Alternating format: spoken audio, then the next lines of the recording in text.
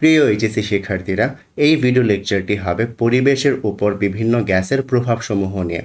গত প্রিভিয়াস অনেকগুলো ভিডিওস জুড়ে আমরা যা দেখেছি তা হচ্ছে গ্যাসের বিভিন্ন বৈশিষ্ট্য, বিভিন্ন সূত্র, তাতে আমরা অনেক ম্যাথ করে এসেছি, তাই না? আজকের এই ভিডিও লেকচারটিতে আমরা দেখব যে পরিবেশের উপর বিভিন্ন যে গ্যাসসমূহ রয়েছে তাদের প্রভাব কেমন। সো আজকে আমরা যে সকল টপিক কভার করতে যাচ্ছি সেগুলো হচ্ছে নাইট্রোজেন ফিক্সেশন, বায়ু দূষক, গ্রিনহাউস প্রভাব এবং অ্যাসিড বৃষ্টি। এই চারটি টপিক বেসিকলি আমরা আজকের এই ভিডিও লেকচারটিতে কভার করব এবং এগুলোকে বেশ ডিটেলসে আমরা দেখব। এই টপিকগুলো থেকে আসলে ম্যাথমেটিক্যাল তেমন কোনো কোয়েশ্চেন না আসলেও 3 or 4 মার্কসের জন্য ব্যাখ্যামূলক কিছু কোয়েশ্চেন আসে, তাই এই টপিকগুলো ডিসকাস করা। এছাড়াও এই টপিকগুলো থেকে অনেক ধরনের এমসিকিউ কোয়েশ্চেন আসতে পারে। সো চলো এই চারটি টপিক আমরা আমাদের আজকের এই ভিডিওটিতে ডিসকাস করব। সো প্রথমেই আসি নাইট্রোজেন ফিক্সেশন নিয়ে। সো নাইট্রোজেন ফিক্সেশন বলতে আসলে আমরা কি বুঝি? সো বায়ুতে আমরা জানি প্রায় 98.09% হচ্ছে নাইট্রোজেন গ্যাস রয়েছে। সো এই যে বায়ুতে উপস্থিত নাইট্রোজেন গ্যাস যার পরিমাণ হচ্ছে 78.09%, তাকে যদি আমি কোনোভাবে কোনো প্রক্রিয়াতে নাইট্রোজেনের যৌগে ব্যবহার উপযোগী করে ফেলতে পারি, তাহলে আমরা তাকে বলবো নাইট্রোজেন ফিক্সেশন। অর্থাৎ আমরা বলতে পারি বায়ুতে থাকা নাইট্রোজেন গ্যাসকে আমি যদি মাটিতে এনে ব্যবহার উপযোগী নাইট্রোজেনের যৌগতে কনভার্ট করতে পারি, তাহলে ওই পদ্ধতিটাকেই বলা হয় নাইট্রোজেন ফিক্সেশন। নাইট্রোজেন ফিক্সেশন মূলত তিনভাবে হতে পারে। একটি হচ্ছে প্রাকৃতিক উপায়ে, বাণিজ্যিক উপায়ে এবং অন্যটি হচ্ছে বায়োলজিক্যাল পদ্ধতিতে। সো প্রথমেই আমরা দেখব যে প্রাকৃতিক প্রক্রিয়াতে কিভাবে নাইট্রোজেন ফিক্সেশনটা আসলে হয়ে থাকে।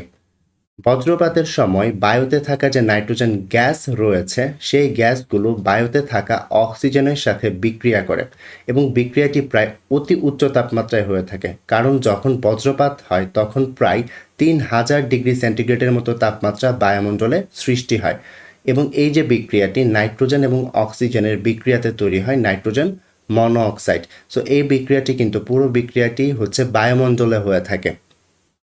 সো দেখা যায় এই যে নাইট্রোজেন মনোঅক্সাইড যেটি তৈরি হয়েছে সেই নাইট্রোজেন মনোঅক্সাইড বায়ুতে থাকা অধিক অক্সিজেনের সাথে 50 ডিগ্রি সেন্টিগ্রেডে বিক্রিয়া করে নাইট্রোজেন ডাই অক্সাইড তৈরি করে। সো একটু লক্ষ্য করা, এই যে দুটি বিক্রিয়া হয়েছে এই দুটি বিক্রিয়া কিন্তু মাটিতে হয়নি, এই দুটি বিক্রিয়াই কিন্তু বজ্রপাতের সময় বায়ুমণ্ডলে হয়েছে এবং বায়ুমণ্ডলে আপাতত কি ক্রিয়েট হয়েছে? Nitrogen die oxide. এখন এই যে নাইট্রোজেন ডাই অক্সাইড যেটি বায়ুতে রয়েছে তার 4 মোলের সাথে বায়ুতে থাকা অক্সিজেন এবং যে জলীয় বাষ্প রয়েছে তাদের সাথে বিক্রিয়া করে নাইট্রিক অ্যাসিড তৈরি করে, আর এই নাইট্রিক অ্যাসিডটি হচ্ছে মাটিতে এসে পড়ে যায়। সো এখন এই যে নাইট্রিক অ্যাসিড যেটি মাটিতে এসে পড়লো তার সাথে মাটিতে থাকা ক্যালসিয়াম অক্সাইডের বিক্রিয়া হয় এবং সে বিক্রিয়ার উৎপাদ হিসেবে আমরা ক্যালসিয়াম নাইট্রেট পাই। সো এখানে দেখতে পাচ্ছ আলটিমেটলি আমাদের বায়ুমণ্ডলে থাকা নাইট্রোজেন যে গ্যাসটি ছিল সেই নাইট্রোজেন গ্যাসটি আলটিমেটলি প্রডিউস করেছে ক্যালসিয়াম নাইট্রেট এবং এই ক্যালসিয়াম নাইট্রেটটি এখন মাটিতে রয়েছে, তাই না?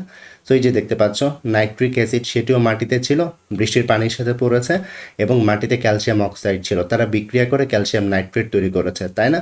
সো এর মানে এই বিক্রিয়াটি মাটিতে হয়েছে। সো এই যে এখানে দেখতে পাচ্ছ বজ্রপাতের সময় বায়ুতে থাকা নাইট্রোজেন গ্যাস যেটি এখন ক্যালসিয়াম নাইট্রেট হিসেবে মাটিতে রয়েছে, সো আমরা বলতে পারি সো এই যে নাইট্রোজেন বায়ুতে থাকা নাইট্রোজেন গ্যাসকে আমরা মাটিতে এনে ব্যবহার উপযোগী ফর্মে কনভার্ট করে নিতে পেরেছি। আর এই পুরো প্রসেসটি যেহেতু প্রাকৃতিক প্রক্রিয়ায় হয়েছে তাই আমরা বলি এটি হচ্ছে প্রাকৃতিক প্রক্রিয়ায় নাইট্রোজেন ফিক্সেশন।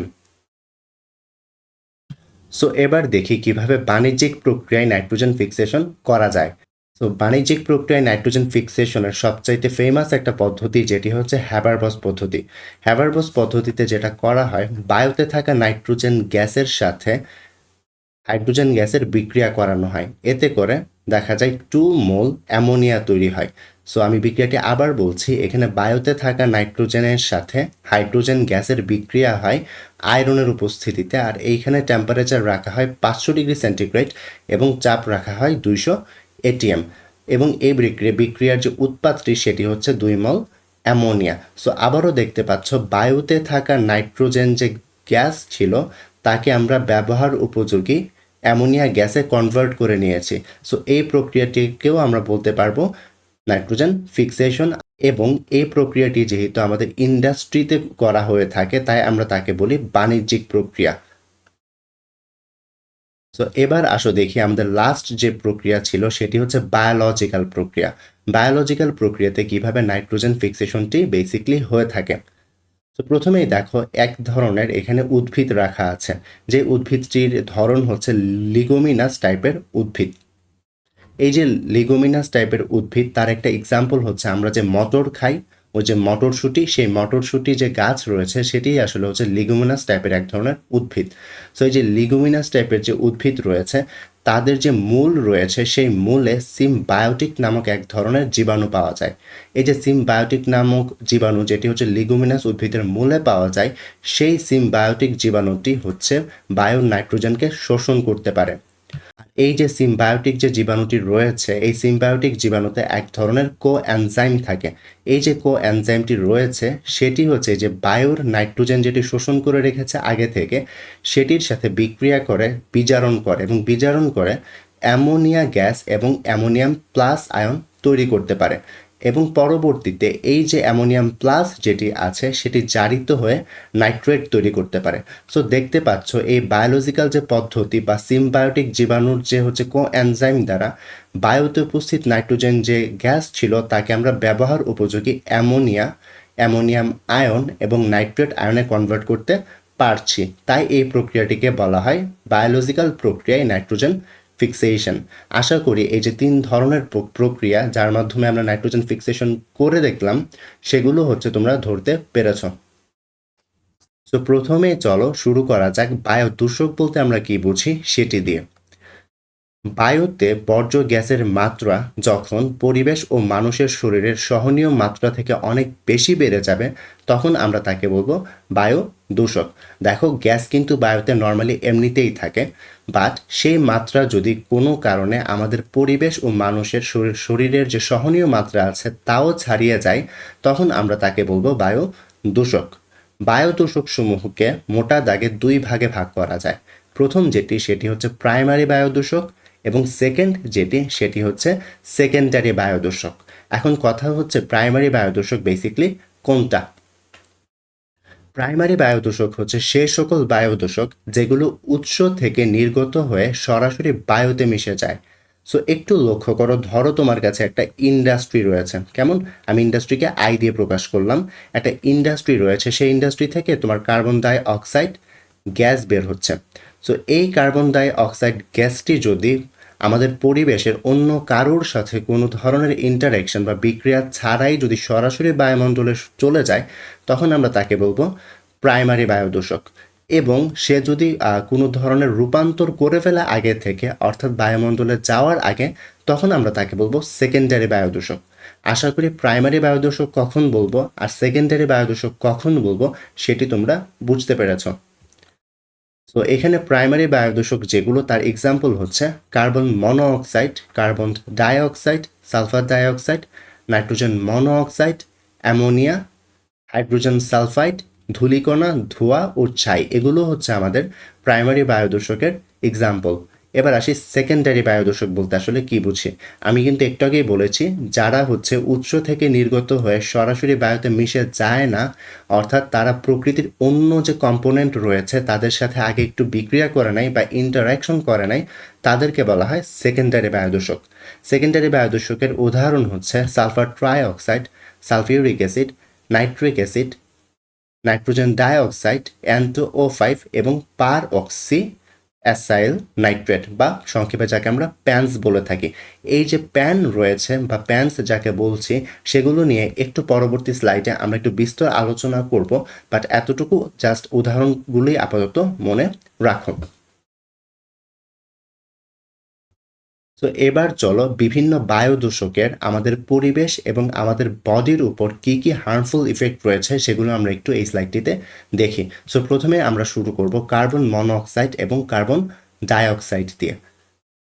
তো আমরা সবাই কিন্তু জানি আমাদের বডিতে রক্তনালী রয়েছে এবং সেই সকল রক্তনালী দিয়েই হচ্ছে আমাদের রক্ত প্রবাহটা হয়ে থাকে। সো রক্তের একটি উপাদান হচ্ছে হিমোগ্লোবিন। সো আমরা জানি আমাদের বডিতে আমরা যখন নিঃশ্বাস নিই তখন অক্সিজেন ইন্ট্রোডিউসড হয়। সো এই যে অক্সিজেন যেটা আমাদের বডিতে প্রবেশ করছে সেটি মূলত আমাদের সারা শরীরে প্রবাহিত হয় হিমোগ্লোবিনের সাথে বন্ধনের মাধ্যমে। তো আমি একটু এই জিনিসটি আবার বলছি, এই যে দেখতে পাচ্ছ হিমোগ্লোবিন, এই হিমোগ্লোবিনের মাধ্যমেই হচ্ছে একটা যৌগ গঠন হয় যাকে বলা হয় অক্সি হিমোগ্লোবিন। এই অক্সি হিমোগ্লোবিন যৌগটির মাধ্যমেই হচ্ছে আমাদের পুরো শরীরে অক্সিজেনের সাপ্লাই হয়ে থাকে। এটি যদি না হতে পারে বা অক্সি হিমোগ্লোবিন যৌগটি যদি না গঠিত হয় তাহলে আমাদের বডিতে অক্সিজেনের সরবরাহ কমে যাবে বা বলতে পারো বন্ধ হয়ে যাবে। সো এখন দেখো কোনো কারণে যদি বায়ু থেকে কার্বন মনো অক্সাইড আমরা নিঃশ্বাসের মাধ্যমে নিয়ে নিই এবং তা যদি ফুসফুসে পৌঁছে যায় এবং ফুসফুসের মাধ্যমে এই কার্বন মনোঅক্সাইড রক্তনালীতে যায় এবং রক্তনালীতে রক্ত থাকে, অর্থাৎ কার্বন মনোঅক্সাইড রক্ততেও পৌঁছে যাবে এবং রক্ততে পৌঁছে গেলে যেটি হয় অক্সিজেনের বদলে হিমোগ্লোবিনের সাথে কার্বন ডাইঅক্সাইড বাইন্ড করে ফেলে। সো এতে করে দেখতে পাচ্ছ যেখানে হচ্ছে আমার অক্সিজেন বাইন্ড করার কথা সেখানে কার্বন মনোঅক্সাইড বাইন্ড করছে। তো আমরা বলতে পারি এই ক্ষেত্রে আমাদের অক্সিজেনের অভাব দেখা দিবে এবং এই অক্সিজেনের অভাবে মাথা ধরে এবং পরে বেশি কার্বন ডাইঅক্সাইড যদি আরও বেশি শোষিত হয়ে যায় একটা মানুষের মৃত্যুও ঘটতে পারে। সো বুঝতে পারছো যে এই যে দূষকসমূহ বায়ুমণ্ডলে রয়েছে তাদের হার্মফুল ইফেক্ট কতটুকু। আর এই যে ঘটনাটা এখন আমরা বিশ্লেষণ করলাম এটির জন্যই মূলত হচ্ছে কার্বন মনোঅক্সাইড দায়ী। তাই আমরা কার্বন মনোঅক্সাইডকে বলতে পারি নীরব ঘাতক।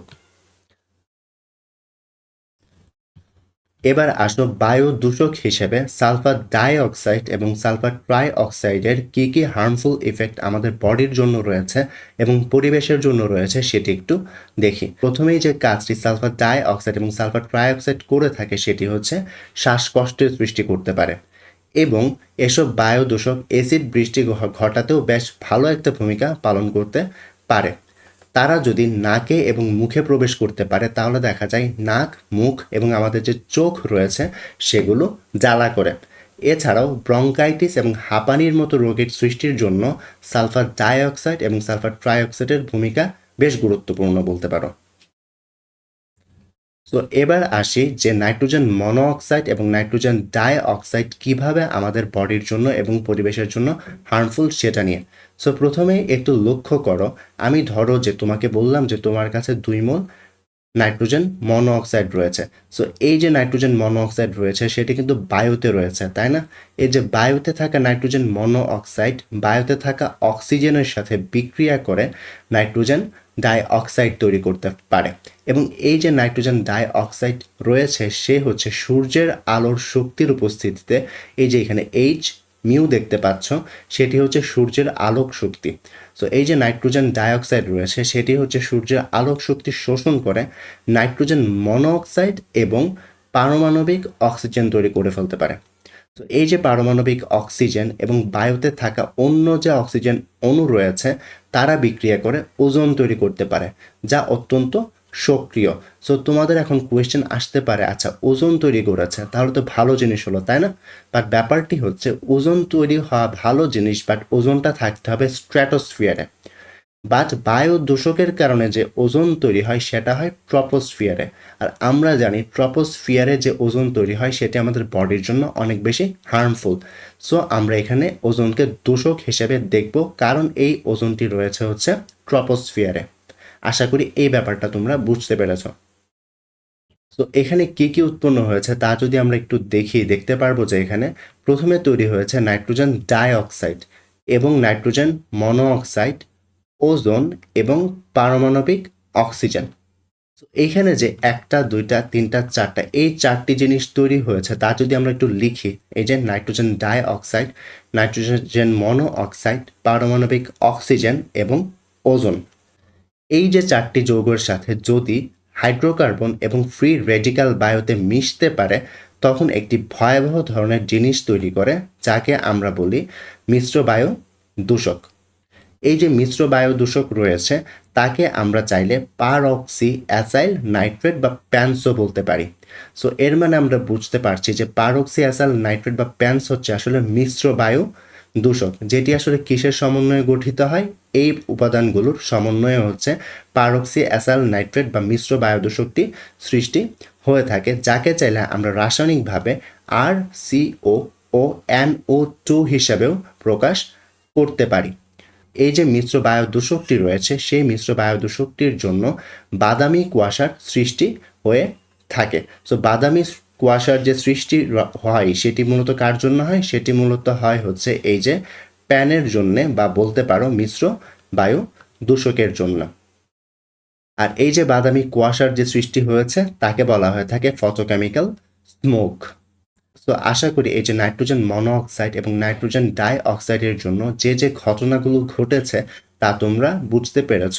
আর এখানে একটু খেয়াল রাখবে, ফটোকেমিক্যাল স্মোক বা প্যান বলতে আসলে কি বোঝায় তা নিয়ে কিন্তু তোমাদের বেশ অনেকবার বিগত বছরগুলোতে কোয়েশ্চেন এসেছে। সো এগুলো একটু গুরুত্ব সহকারে দেখবে। তো এবার আসো গ্রিন হাউস গ্যাস এবং গ্রিন হাউস প্রভাব নিয়ে আলোচনা করি। তো প্রথমত গ্রিন হাউস গ্যাস হিসেবে যে কার্বন ডাই অক্সাইড ইউজ হয় তাকে কিন্তু আমরা সেই ছোট বাচ্চা থেকে চিনি যে কার্বন ডাই অক্সাইড হচ্ছে একটা গ্রিন হাউস গ্যাস এবং এটি পৃথিবীর গড় তাপমাত্রা বাড়াতে সাহায্য করে। বাট কথাটি হচ্ছে কার্বন ডাই অক্সাইড কীভাবে পৃথিবীর গড় তাপমাত্রা বাড়ায় সেটি কিন্তু আমরা এখনও জানি না। সো আজকের এই ক্লাসে আসো আমরা দেখব যে কীভাবে কার্বন ডাই অক্সাইড পৃথিবীর গড় তাপমাত্রা বাড়ানোতে সাহায্য করে থাকে। সো প্রথমে দেখতে পাচ্ছ এখানে স্ক্রিনে পৃথিবী এঁকেছি এবং সূর্য রয়েছে, তাই না? সো এটি হচ্ছে সূর্য এবং এটি হচ্ছে আমাদের পৃথিবী। সো আমরা জানি যে সূর্য থেকে আলোক রশ্মি পৃথিবীতে এসে পৌঁছায়। সো একটু খানিকটা সময়ের জন্য একটু কনসিডার করো যে পৃথিবীর আশেপাশে কোনো বায়ুমণ্ডল নেই, বা বলতে পারো যে পৃথিবীর আশেপাশে আমি কোনো কার্বন ডাই অক্সাইড রাখিনি, বা আমরা ধরে নেব যে পৃথিবীর আশেপাশে কোনো কার্বন ডাই অক্সাইড আপাতত নেই। সো কার্বন ডাইঅক্সাইড যখন পৃথিবীতে থাকে না বা বায়ুমণ্ডল যখন পৃথিবীতে থাকে না, তখন যেটি হয় সূর্য থেকে আসা আলোক রশ্মি সরাসরি পৃথিবীর পৃষ্ঠে এসে আঘাত করে এবং সেটি কোনো ধরনের শোষণ বাদেই আবার মহাশূন্যে চলে যায়। সো এটির কারণে যেটি হয় পৃথিবীর কোথাও কিন্তু এই যে সূর্য থেকে আগত আলোক রশ্মি রয়েছে তাকে কিন্তু কেউ শোষণ করেনি, এবং শোষণ না করাতে সে সোজাসুজি মহাশূন্যে চলে যায়, তাই না? কিছুটা ডিফ্লেক্টেড হয়ে মহাশূন্যে চলে যায়। কিন্তু এই ঘটনাটি হতো না যদি হচ্ছে বায়ুমণ্ডলে কার্বন ডাই অক্সাইড থাকে। যেহেতু বায়ুমণ্ডলে কার্বন ডাই অক্সাইড রয়েছে, তার জন্য যেটি হয় সূর্য থেকে আসা যে আলোক রশ্মি রয়েছে তাতে আয়ার বিকিরণ থাকে। আমি আবার বলছি, সূর্য থেকে আসা আলোক রশ্মিতে আয়ার রশ্মি বা অবলোহিত রশ্মি থাকে। সেই অবলোহিত রশ্মিটি কার্বন ডাই অক্সাইড শোষণ করে নেয়। কার্বন ডাই অক্সাইড যেহেতু অবলোহিত রশ্মিটি শোষণ করতে পারছে, তাই যেটি হয় সে শোষণকৃত অবলোহিত রশ্মিটিকে আবার তাপ শক্তি হিসেবে ছেড়ে দিতে পারে, এবং এই যে সে শোষণকৃত রশ্মিটিকে তাপ শক্তি হিসেবে ছেড়ে দিল তা কিন্তু পৃথিবীতেও এসে পড়বে, এতে করে পৃথিবী গরম হয়ে যাবে। সো এটিই হচ্ছে মূলত কার্বন ডাই অক্সাইড কীভাবে পৃথিবীকে গরম রাখে বা উষ্ণ রাখে। সো চলো একটু লিখে জিনিসগুলো আবার রিপিট করি। তো কার্বন ডাই অক্সাইড আয়ার রশ্মি শোষণ করে ফেলে এবং তা তাপ শক্তি হিসেবে সব দিকে ছেড়ে দেয়। সো এতে করে পৃথিবী উষ্ণ হয়ে থাকে এবং পৃথিবীর যে গড় তাপমাত্রা রয়েছে সেটি 15 ডিগ্রি সেন্টিগ্রেড হয়ে যায়। সো আমরা দেখতে পাচ্ছি যে কার্বন ডাই অক্সাইড যদি না থাকতো তাহলে পৃথিবী গরম থাকতো না, এবং তখন যে যে কাজটি হতো তখন দেখা যেত পৃথিবীর গড় তাপমাত্রা প্রায় -30 ডিগ্রি সেন্টিগ্রেড হয়ে যেত, যে তাপমাত্রায় আমাদের মানুষ এবং অন্যান্য প্রাণীকুলের জন্য সার্ভাইভ করাই ডিফিকাল্ট হয়ে যেত। সো আমরা এতদিন ধরে কার্বন ডাই অক্সাইডকে যেভাবে ভিলেন হিসেবে দেখে এসেছি, যে কার্বন ডাই অক্সাইড পৃথিবীর গ্লোবাল ওয়ার্মিংয়ের জন্য দায়ী, বাট ব্যাপারটি কিন্তু আসলে ওরকম না। দেখা যায় যে একটা নির্দিষ্ট পরিমাণের কার্বন ডাই অক্সাইড যদি আমাদের বায়ুমণ্ডলে না থাকতো তখন দেখা যেত আমাদের তাপমাত্রা -30 ডিগ্রি সেন্টিগ্রেড হয়ে যেত, বাট কার্বন ডাই অক্সাইড থাকাতে সে তাপমাত্রা 15 ডিগ্রি সেন্টিগ্রেড থাকতে পারে। সো এই ক্ষেত্রে আমরা বলতে পারি কার্বন ডাই অক্সাইড কিন্তু আমাদের পৃথিবীর জন্য খুবই প্রয়োজনীয়, বাট একটা সার্টেন লিমিট পর্যন্ত। যখন কার্বন ডাই অক্সাইড লিমিটটা ক্রস করে ফেলে তখন আমরা বলতে পারি আমাদের কার্বন ডাই অক্সাইড বায়ু দূষক হিসেবে কাজ করে বা গ্রিন হাউস গ্যাস হিসেবে কাজ করে। তো এখানে যদি একটি জিনিস খেয়াল করো এই স্লাইডটিতে, সেটি হচ্ছে কার্বন ডাই অক্সাইড যখন পৃথিবীকে উষ্ণ করছে তার জন্য সবচেয়ে ইম্পর্টেন্ট যে প্রপার্টি সেটি কি? সেটি কিন্তু আসলে এই যে সে যে আয়ার রশ্মিটিকে শোষণ করে ফেলছে এবং শোষণ করে সেটি ছেড়ে পৃথিবীকে গরম করছে সেটি, তাই না? সো আমরা বলতে পারি গ্রিন হাউস গ্যাস বা পৃথিবীকে গরম করার জন্য যে গ্যাসগুলো রয়েছে তার বৈশিষ্ট্যই প্রথমত হচ্ছে সে আয়ার রশ্মিকে শোষণ করতে হবে। সে যদি আয়ার রশ্মিকে শোষণ করতে পারে তাহলে আমরা বলবো তাকে গ্রিন হাউস গ্যাস, নয়তো আমরা তাকে গ্রিন হাউস গ্যাস বলবো না। সো আশা করি এইটুকু কনসেপ্ট তোমরা ধরতে পেরেছ। সো পরবর্তী স্লাইডে এই কনসেপ্টটি আমাদের প্রয়োজন হবে যে গ্রিনহাউস গ্যাস হিসেবে কাজ করতে গেলে অবশ্যই একটি গ্যাসকে আয়ার রশ্মি শোষণ করতে হবে। শোষণ করলেই সে সেই তাপশক্তি ছেড়ে দিবে এবং গ্রিনহাউস গ্যাস হিসেবে কাজ করতে পারবে।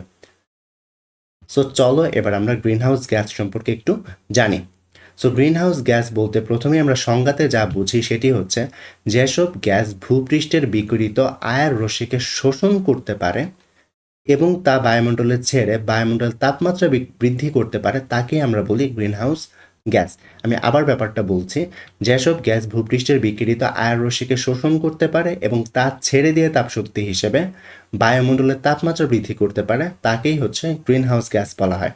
যেমন কার্বন ডাই অক্সাইড, জলীয় বাষ্প, মিথেন, N2O বা নাইট্রাস অক্সাইড বলতে পারো, সিএফসি গ্যাস এবং ওজোন, এগুলো হচ্ছে আমাদের গ্রিনহাউস গ্যাস। সো এবার একটু লক্ষ্য করো দ্বিপারমাণবিক যে গ্যাসসমূহ রয়েছে যেমন নাইট্রোজেন এবং অক্সিজেন তাদেরকে আমরা গ্রিনহাউস গ্যাস বলবো না। দ্বিপারমাণবিক গ্যাসসমূহকে যেমন নাইট্রোজেন, অক্সিজেন, হাইড্রোজেনও বলতে পারো, তাদেরকে আমরা কি বলবো না? গ্রিনহাউস গ্যাস বলবো না। সো এবার একটু চলো কেন তাদেরকে আমরা গ্রিনহাউস বলবো না একটু খেয়াল করি। তো যারা দ্বিপারমাণবিক গ্যাস তাদের একটা বৈশিষ্ট্য হচ্ছে তাদের পার্মানেন্ট ডাইপোল মোমেন্ট থাকে না। যারা দ্বিপারমাণবিক গ্যাস তাদের পার্মানেন্ট ডাইপোল মোমেন্ট না থাকায় তারা আয়ার রশ্মিকে শোষণ করতে পারে না।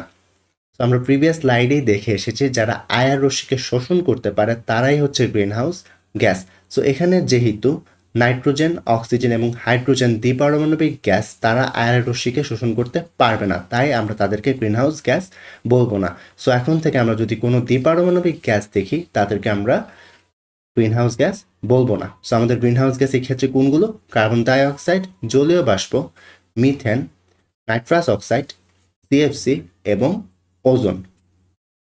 তো এবার আসো দেখি কোন গ্যাসগুলো গ্রিনহাউস প্রভাবের জন্য দায়ী এবং তারা কতটা দায়ী। তো এখানেই দেখতে পাচ্ছ প্রথমে আমার গ্যাসের নাম রয়েছে এবং বায়ুমণ্ডলের উষ্ণতা বৃদ্ধিতে তাদের অবদান দেয়া আছে। তো প্রথমেই যার নামটি দেখতে পাচ্ছ সেটা হচ্ছে carbon die oxide. Carbon die oxide দেখা যায় গ্রিনহাউস প্রভাবের জন্য 50% অবদানই কার্বন ডাই অক্সাইডের। মিথেনের রয়েছে 19% অবদান। সিএফসি বা ক্লোরোফ্লোরোকার্বন এই পদার্থটি নিয়ে আসলে আমরা একটু পরবর্তীতেও জানবো সিএফসি বলতে আসলে কী বুঝি। সো সিএফসির যে অবদানটি সেটি হচ্ছে 60%। ওজোনের যে অবদান সেটি হচ্ছে 8% এবং N2O 5% ভূমিকা রাখে এবং জলীয় বাষ্প গ্রিনহাউসের প্রভাব হিসেবে 2% অবদান রাখতে পারে। সো এই যে পার্সেন্টেজগুলো রয়েছে এই পার্সেন্টেজগুলো তোমাদের এমসিকিউর জন্য খুবই গুরুত্বপূর্ণ। সো পার্সেন্টেজগুলো একটু কষ্ট করে মনে রাখলে একটা এমসিকিউ আশা করি কমন পাবে। সো এবার চলো এই স্লাইডে আমরা দেখব যে কিভাবে সিএফসি ওজোন স্তর ক্ষয় করতে পারে। সো এখানে ওজোন বলতে কি বুঝি তা কিন্তু আমরা প্রিভিয়াস স্লাইড থেকেই জানি, বাট সিএফসির সাথে আমরা তেমন পরিচিত না। সো সিএফসির সাথে এই লেকচারে আমরা একটু পরিচিত হব। সো প্রথমে আসি ওজোনের আসলে কি কাজ ছিল আমাদের। সো আমরা কিন্তু সবাই ওজোনকে চিনি, তাই না? সো ওজোন আমাদেরকে সূর্যের যে ক্ষতিকারক ইউভি রশ্মি রয়েছে তা থেকে আমাদের সুরক্ষা দিত, আর ইউভি রশ্মি আমাদের ক্যান্সার সৃষ্টি করতে পারে। তো এই যে ক্যান্সার সৃষ্টিকারী ইউভি রশ্মি রয়েছে তাকে কিন্তু ওজোন শোষণ করার মাধ্যমে আমাদেরকে সুরক্ষা দিয়ে থাকে। সো এখানে ওজোনের ভূমিকাটা আমরা আগে থেকেই জানি, তাই না? তো এবার আসো সিএফসি বলতে আসলে কি বুঝি সেটি একটু আমরা দেখি। সিএফসির পূর্ণরূপ হচ্ছে ক্লোরোফ্লোরোকার্বন। অর্থাৎ নাম থেকেই বুঝতে পারছো সিএফসি হচ্ছে এমন যৌগ যে যৌগতে ক্লোরিন থাকবে, ফ্লোরিন থাকবে এবং কার্বন থাকবে। এই যে সিএফসি যৌগ তাতে ক্লোরিন থাকবে, ফ্লোরিন থাকবে এবং কার্বন থাকবে। সো একটি এক্সাম্পল দেখি সিএফসির। ফর এক্সাম্পল CF2CL2, এখানে দেখতে পাচ্ছ কার্বন রয়েছে, ফ্লোরিন রয়েছে এবং ক্লোরিন রয়েছে, তাই আমরা তাকে সিএফসি গ্যাস বা ক্লোরোফ্লোরো কার্বন বলবো। তো এখন একটু তোমরা একটা জিনিস লক্ষ্য করো, সেটি হচ্ছে ধরো তোমার কাছে একটি Cl2 রয়েছে। তো এই যে Cl2 কে আমরা কিভাবে লিখতে পারি? Cl single bond Cl। আর আমরা জানি প্রত্যেকটা বন্ধন মানেই দুটি ইলেকট্রন, তাই না? সো একটু লক্ষ্য করো, এখানে যেহেতু এই ক্লোরিন আর এই ক্লোরিন, তাদের মাঝখানে কোনো তড়িৎ ঋণাত্মকতার পার্থক্য নেই, তাই দেখা যায় কোনো কারণে তার ইলেকট্রন এই ক্লোরিন এবং তার দানকৃত ইলেকট্রন এই ক্লোরিন নিয়ে গেলে তাদের মাঝখানে এখন কি একটি একটি করে নতুন ইলেকট্রন আসবে না? মানে ওই শেয়ারকৃত ইলেকট্রনটি তারা নিয়ে চলে গেল, তাই না? সো আমরা এখন কিভাবে লিখতে পারবো? এখন আমরা চাইলে এই ক্লোরিনটাকে ক্লোরিন তার একটা ইলেকট্রন এবং ওই ক্লোরিনটাকে ক্লোরিন তার একটা ইলেকট্রন এভাবে লিখতে পারি না, যেহেতু তারা তাদের শেয়ারকৃত ইলেকট্রনটি যার কাছে নিয়ে গেছে। সো তাই আমরা চাইলে ক্লোরিন একটা ইলেকট্রন এবং ক্লোরিন তার মাথায় আরেকটা ইলেকট্রন এভাবে দিয়ে লিখতে পারি। সো এই যে অবস্থাটি দেখতে পাচ্ছ, যে ক্লোরিনের উপরে একটা ইলেকট্রন, এটিকে আসলে বলা হয়ে থাকে ফ্রি র্যাডিক্যাল। এটাকে বলা হয়ে থাকে ফ্রি র্যাডিক্যাল।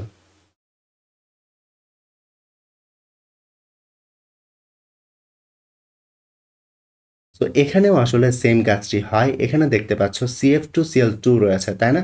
সো এই যে Cl2 রয়েছে তাদের মাঝখানে দেখা যায় দুইটা ইলেকট্রন তাদের নিজেদের ইলেকট্রন নিয়ে চলে যায়।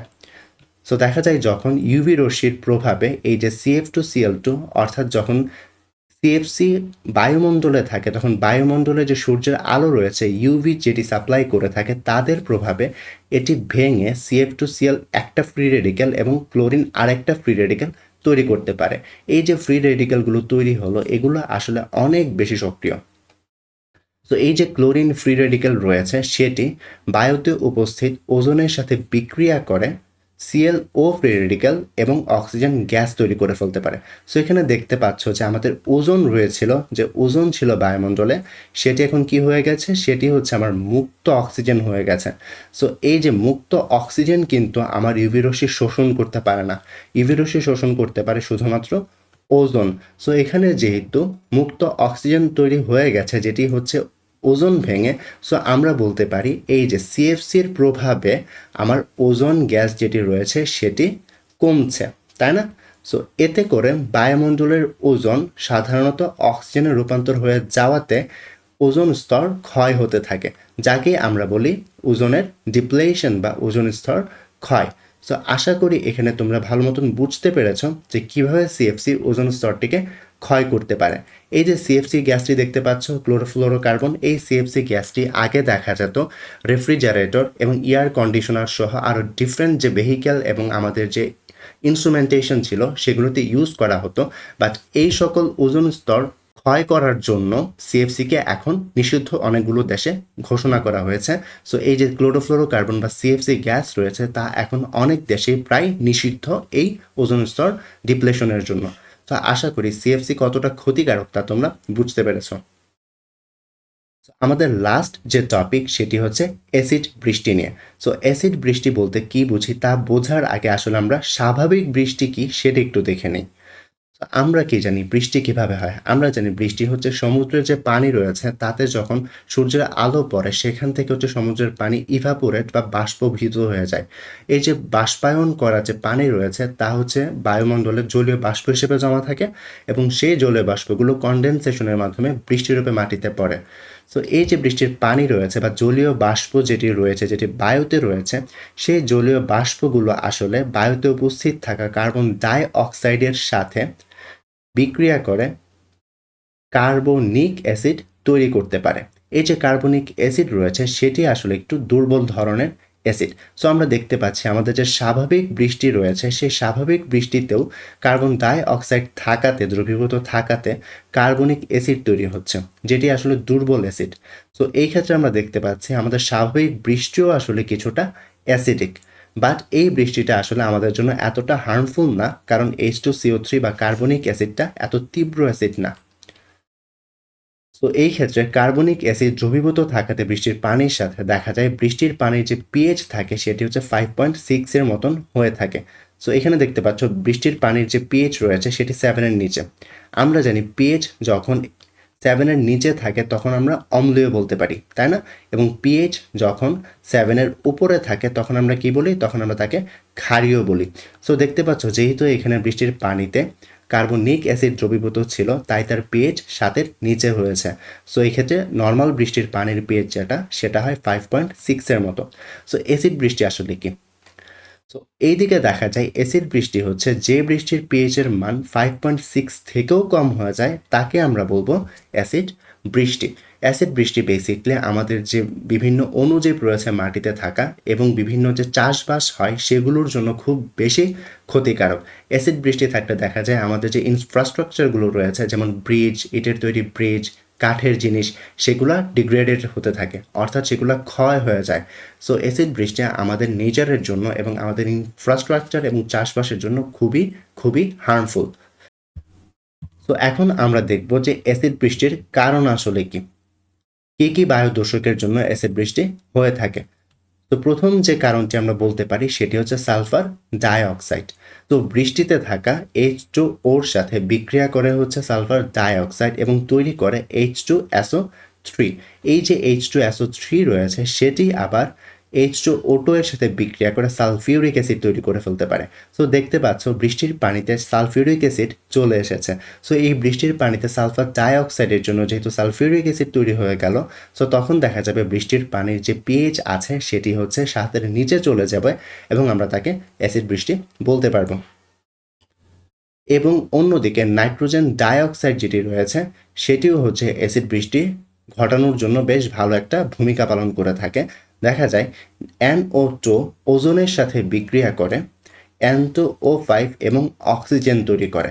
এই যে N2O5 রয়েছে সেটি আবার পরবর্তীতে বৃষ্টির পানির সাথে মিশে নাইট্রিক অ্যাসিড তৈরি করতে পারে। আর আমরা জানি নাইট্রিক অ্যাসিডও একটি শক্তিশালী অ্যাসিড, যার কারণে দেখা যায় পানির যে পিএইচ রয়েছে অর্থাৎ বৃষ্টির যে পিএইচ রয়েছে সেটি 5.6-এর নিচে চলে যায়। সো আমাদের আজকের এই ভিডিও লেকচারটি মূলত এতটুকুই ছিল। আশা করি পুরো ক্লাস লেকচারটি তোমরা ভালোভাবে বুঝতে পেরেছো। যদি কোনো ধরনের কনফিউশন থাকে আমাদেরকে কমেন্ট বক্সে জানিয়ে দিতে পারো। ধন্যবাদ তোমাদের সবাইকে এই ভিডিওটি মনোযোগ সহকারে দেখার জন্য।